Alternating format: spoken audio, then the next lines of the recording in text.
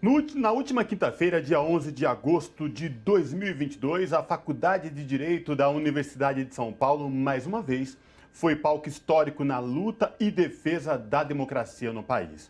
O ato em defesa da democracia e do sistema eleitoral brasileiro reuniu políticos, empresários, juristas, artistas, movimentos sociais e sindicais. Sobre esse assunto, nós conversamos agora com Paulo Teixeira, deputado federal pelo PT de São Paulo. Olá, deputado, tudo bem? Prazer falar com o senhor, seja muito bem-vindo. Olá, Cosmo, olá, Ana Rosa e todos os telespectadores da TVT. Deputado Paulo Teixeira, vamos falar um pouco desse 11 de agosto, mais um 11 de agosto que vai entrar para a história, um ato que marcou o Brasil inteiro, não só na Universidade de São Paulo, mas em todo o Brasil, que diz respeito a um papel fundamental, a democracia, o Estado democrático de direito e o respeito ao sistema eleitoral. Queria que o senhor trouxesse para a gente aí um panorama do que foi esse 11 de agosto. Cosmo, foi um ato histórico. Ele vai estar inscrito na história brasileira. Por quê? Porque foi escrita, lida num ato público, a segunda carta aos brasileiros e brasileiras, remetendo àquela primeira carta que foi em 1977, lida por Goffredo da Silva Telles. Em 77, nós estávamos na ditadura militar. E aquela carta aos brasileiros encorajou o povo brasileiro a lutar contra a ditadura e lutar por uma constituinte livre e soberana. E aquela carta de 77, junto aos movimentos sindicais, principalmente do ABC, os estudantes que foram às ruas, o movimento de oposição, nós reconquistamos a democracia, escrevemos a Constituinte, tivemos uma Constituição e tivemos um período muito grande e importante de democracia no Brasil, onde o povo brasileiro conquistou muitos direitos. A partir do golpe de 16, nós estamos vivendo um retrocesso. E na fraude das eleições de 18, com a prisão do Lula, com a Lava Jato, fazendo campanha para esse presidente, com as redes sociais sendo fraudadas via WhatsApp, com supervisão do Steve Bannon, chegou à presidência da República um cidadão que é um projeto de ditador.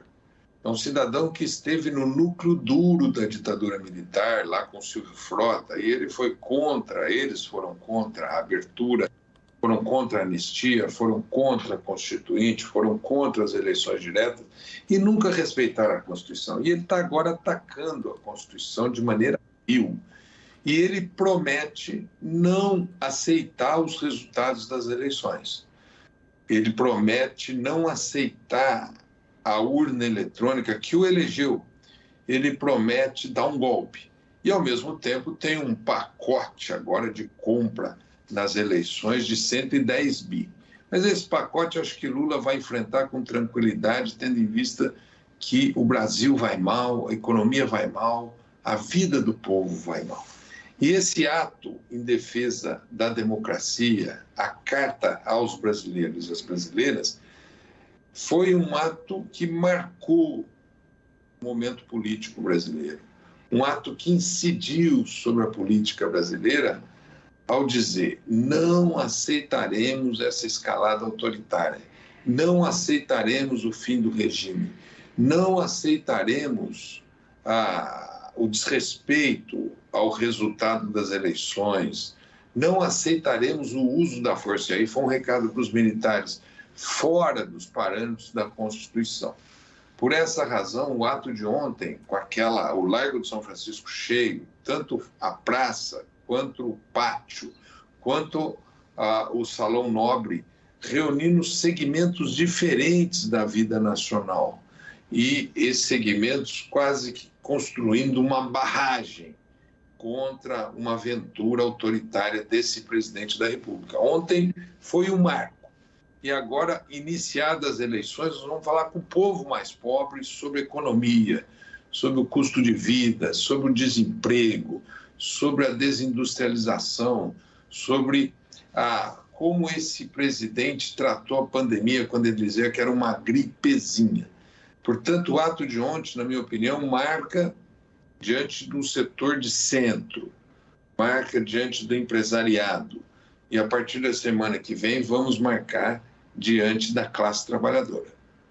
Deputado, há diversos setores que estão chamando esse dia como o Dia Nacional de Luta em Defesa da Democracia. Durante o ato, diversas pessoas que usaram a palavra, fizeram uso da palavra ali no ato, tanto no Salão Nobre quanto no Largo do São Francisco, na área externa, falaram que sem combate à miséria não há democracia, sem combate à fome não há democracia, sem a luta antirracista e de desigualdade de gênero não há democracia, né? Esse foi um discurso uníssono de várias pessoas ali neste ato. Queria que, então, o senhor pudesse dizer qual você acha que vai ser o impacto desse ato, dessas falas, dessas posições de uma pluralidade tão grande de entidades, como o senhor bem já colocou, eram diversas entidades de diversas representações. Então, qual é o impacto desse dia para essa eleição tão histórica que a gente está em processo, né? O pleito é em outubro, mas já estamos em processo dessa eleição de 2022, que vai ser um marco na história brasileira. Então, Ana, o que diz a nossa Constituição? A nossa Constituição, ela propõe o desenvolvimento nacional, a soberania nacional, a diminuição das desigualdades sociais, regionais, igualdade racial, igualdade de gênero, respeito à orientação sexual. A nossa Constituição proclama a defesa do meio ambiente e ela que vem sendo atacada. A nossa soberania vem sendo atacada, a Amazônia vem sendo destruída, a desigualdade social está aumentando na sociedade brasileira, não estamos promovendo o desenvolvimento, mas sim estamos nos tornando novamente uma economia primária. Então, esse presidente, ele ataca a Constituição e por onde que a gente vai recuperar os direitos? Pela democracia, pelo seu aperfeiçoamento, pelo diálogo. Ontem, usaram da palavra empresários da Fiesp, mas usaram da palavra também a UNE, a CMP, o Raimundo Bonfim falou, os sindicatos. Todos os sindicatos ali representados. E assim, esse movimento é um movimento que diz o seguinte: nós queremos a democracia para implementar a Constituição e não para destruí-la, como está sendo feito agora. Implementar a Constituição é a educação pública de qualidade, é o financiamento do SUS, um sistema de saúde de qualidade, é o acesso à universidade, é um sistema de proteção social. Por isso nós temos que recuperar os direitos trabalhistas e os direitos previdenciários. É implementar o projeto constitucional que foi aprovado em 88 ali. Por isso que eu achei genial quando o Lula convidou o Alckmin para ser o vice. Ele está recompondo as forças políticas do Pacto de 88. E é isso que nós temos que fazer.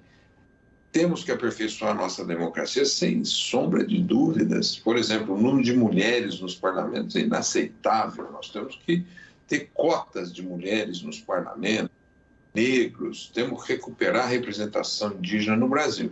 E por essa razão, o ato de ontem marca essa força. Veja, hoje teve uma polêmica, né, sobre esse tema que o André Janone está dizendo, né? Os dois,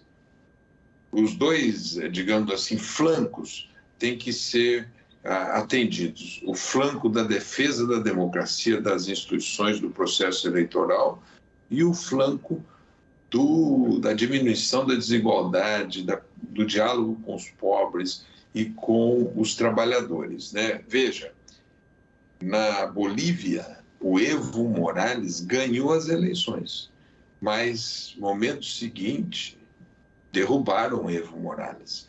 O Trump perdeu as eleições, mas ele tentou ficar no poder mediante um golpe, o chamado Capitólio, dia 6 de janeiro. Aqui no Brasil, eu tenho certeza que esse presidente, à medida em que ele perca as eleições, eu acho que isso vai acontecer, ele vai tentar criar um clima de confusão tal que ele não quererá entregar o poder. Então, nós vamos ter que fazer um amplíssimo processo político de defesa da democracia, do resultado eleitoral, da vontade popular, da soberania popular e garantir a posse do novo presidente da República, que eu espero que seja o Lula. Deputado Paulo Teixeira, o senhor tocou num ponto muito importante, né? Que é como andar junto, falando do ato, da leitura da carta aos brasileiros e às brasileiras em defesa do Estado Democrático. Lembrando que no dia da leitura desta carta, as assinaturas passaram mais de 1 milhão de adesões ao manifesto, essa carta. E no dia que o povo foi às ruas defender as urnas também. Mas eu queria que o senhor trouxesse para a gente desse desafio da importância, não tem discussão quanto a isso, do marco histórico, que foi a leitura dessa carta em defesa das urnas e do sistema eleitoral e da democracia, mas também desse desafio, deputado, de dialogar, de chegar até a ponta, o outro lado da ponta, que é a família que vai ao supermercado hoje e com o auxílio de R$600 não consegue comprar, por exemplo, a metade de uma cesta básica para se alimentar durante o mês. Dialogar com esses milhões de desempregados e mais, com esses milhões que sofrem de insegurança alimentar e que não têm o que comer diariamente, deputado. Olha, Cosmo, esse diálogo está sendo feito, mas ele será mais intensamente feito na semana que vem, com a entrada da televisão. E na televisão, o debate será esse. O centro do debate é o debate econômico. O debate econômico que vai mostrar que antes, no governo Lula, a geladeira estava cheia, a mesa estava farta. Hoje, a mesa está vazia, a geladeira está vazia, a família está desprotegida. Vejam o preço do leite. Tem gente comprando soro, R$8 o litro do leite. A carne virou um produto de luxo. Antigamente você ia na periferia de São Paulo, do Brasil, no sábado era aquela fumaça do churrasco. Hoje a carne ficou inacessível. Esse presidente tirou o Brasil do mapa do mundo e colocou o Brasil no mapa da fome. O desemprego está altíssimo. Os empregos criados são de péssima remuneração. A juventude não tem horizontes mais. Esse será o debate político a partir da semana que vem. A lembrança que esse presidente da República disse que seria uma gripezinha, que a pandemia seria uma gripezinha, e já morreram 670 mil pessoas, e estima-se que nós tenhamos 1 milhão de sequelados, sequelas neurológicas, respiratórias, sequelas renais, em função da política irresponsável desse presidente da República. Esse auxílio emergencial de R$600 é o que nós sempre propusemos. Nós que votamos, eles queriam 200, nós quisemos 600. E eles deixaram o povo brasileiro 4 meses sem auxílio emergencial. Mas é importante dizer ao povo brasileiro, eles votaram uma PEC que garante o auxílio emergencial até dezembro. Nós quisemos levar para o ano que vem, eles não aceitaram levar para o ano que vem. E no orçamento eles estão propondo retornar para 400. Não, nós vamos mantê-lo e vamos manter um valor de R$600 e trazer as demais políticas públicas. Vejam o auxílio emergencial que eles aprovaram, esse Auxílio Brasil. Quem tem 3 filhos recebe 600. Quem não tem nenhum filho recebe 600 também. Está certo isso? Está errado.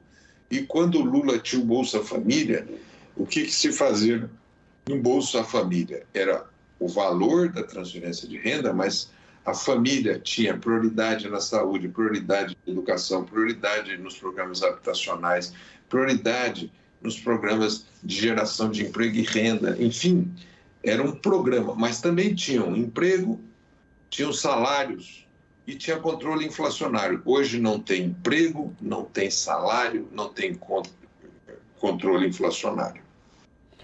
Deputado, nós estamos falando de um ato que aconteceu na cidade de São Paulo, na Faculdade de Direito da USP, que foram lidas 2 cartas importantes, também tivemos a carta da Fiesp, várias outras universidades também fizeram atos públicos com a mesma temática de defesa da democracia nesse dia. E como o Cosmo já colocou, houve grandes manifestações de rua também. Gostaria que o senhor, então, fizesse um balanço dessas manifestações, qual que é a sua avaliação desse dia em todo o Brasil? Olha, foi um dia maravilhoso, histórico. A carta foi lida lá das universidades, porque estava lá o reitor da USP, estava também o diretor da faculdade, da GV, da Faculdade de Direito, Oscar Vilhena, outros diretores de faculdades, então tinham intelectuais, artistas, empresários, a Uni falou, o CMP falou, também teve o ato, foi no pátio da Faculdade de Direito, a Maria Paula Dallari, Butti, a Eunice de Jesus, o Flávio B.R. Bahia, a vice-diretora, e tiveram atos em várias faculdades, a PUC teve um ato, a Unicamp teve, o UNB teve, a USP teve. Então, vários lugares replicaram. Mas ontem à noite, o movimento Fora Bolsonaro foi para as ruas. No final da tarde, tinha milhares de pessoas na rua dos movimentos de moradia, do movimento estudantil. Eu acho que nós temos que tomar as ruas do Brasil agora, as ruas e as redes, para fazer a disputa e manter a liderança do Lula como está sendo mantida, diminuir o tamanho desse presidente delinquente nas pesquisas, aumentar a diferença e ganhar no primeiro turno. Tá certo, então conversamos com o deputado federal pelo PT, Paulo Teixeira. Paulo, muito obrigada pela sua participação aqui no Revista de hoje, para falar de um tema tão importante que foi essa defesa da democracia e do Estado de Direito, a manutenção deles aqui no nosso país, né? Muito obrigado, Ana Rosa, Cosmo Silva, e um abraço aos telespectadores dessa TV, que cada dia será maior e vai estar entre as maiores TVs do Brasil, que é a TVT, a TV dos Trabalhadores. Abraço, deputado. Abraço. Obrigado.